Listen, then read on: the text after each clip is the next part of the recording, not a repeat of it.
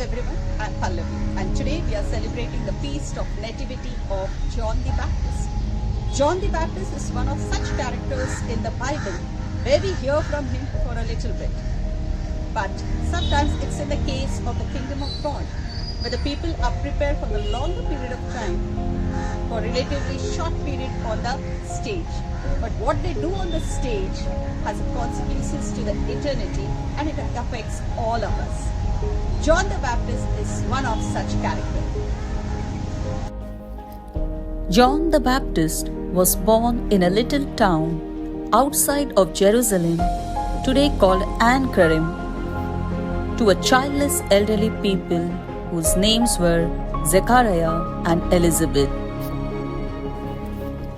John the Baptist is called the forerunner because he began his preaching earlier than Christ did and was the announcer of his coming to the world. John was born into a family of priests.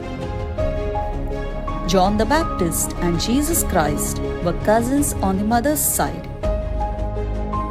According to the tradition, Zechariah was murdered in the temple. Elizabeth escaped with the child to the desert and lived there until she died. John the Baptist met Jesus Christ only 2 times. Their first meeting occurred when they were still in the womb of their mothers. The second time was at the baptism of the Savior.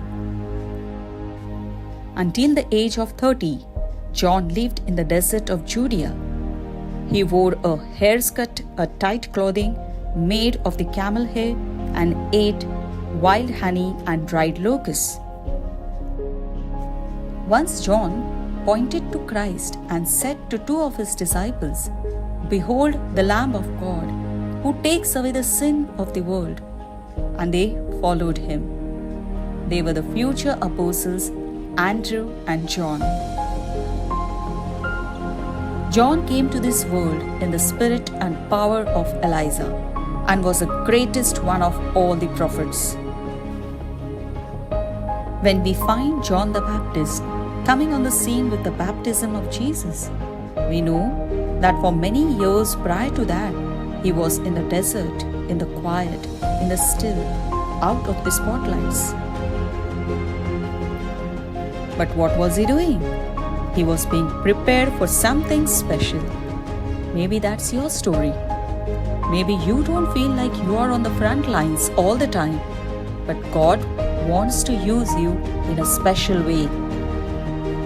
I want to highlight on the phrase from the book of Isaiah, "He made me a polished arrow in his quiver. He hid me."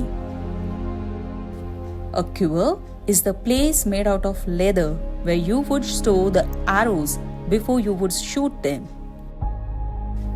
Scripture says he was in the desert, means quiver, until the day of his manifestation to Israel. The arrow is in the quiver until the master needs that arrow. Are you a polished arrow in the quiver of the Lord? There are important things to keep in mind. Arrow must be flexible.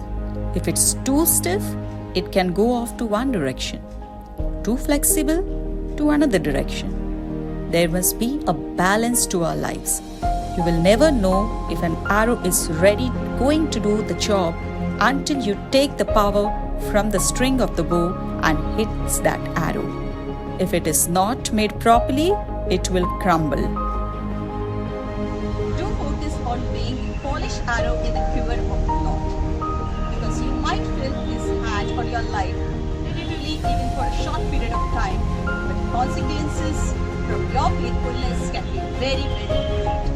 Right now in your life, it could be raising of your children, it might be something at your work. But God wants to use you. Right now, today, our job is to prepare, as the John was preparing himself in the wilderness until the manifestation of Israel. Happy feast to everyone of the Nativity of the John the Baptist. May God bless you all.